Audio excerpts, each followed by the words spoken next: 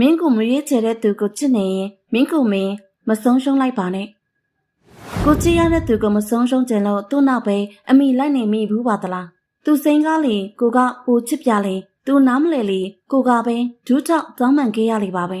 ဒါဟာတကယ်ရောအချစ်ဟုတ်ရဲ့လားဒါမှမဟုတ်မဆုံးရှုံးခြင်းတဲ့အကြနဲ့ကို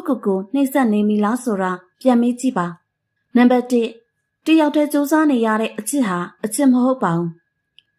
အချစ်ဆိုတာကိုတယောက်တည်းနာကျင်စွာရုန်းကန်ရတဲ့ပွဲမဟုတ်ဘူးကိုကပဲအမြင်နားလဲပေးပြီးငုတ်ရှိုးနေရရင်ဒီဆက်ဆံရေးဟာပျော်ရွှင်မှုထက်စိတ်တန်ရာပဲပေးပါလိမ့်မယ်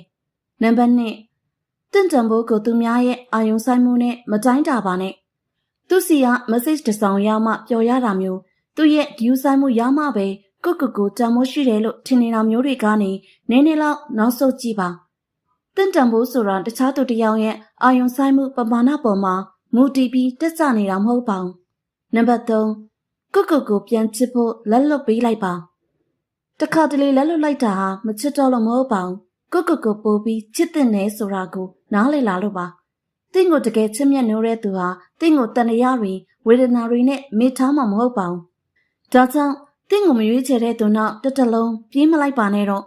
တခြားသူတစ်ယောက်ကိုချစ်တာကအရေးကြီးပေမဲ့ကိုဆုံးရှုံးသွားတဲ့အထိချစ်မိတာကတော့အချစ်မဟုတ်တော့လို့ပါပဲ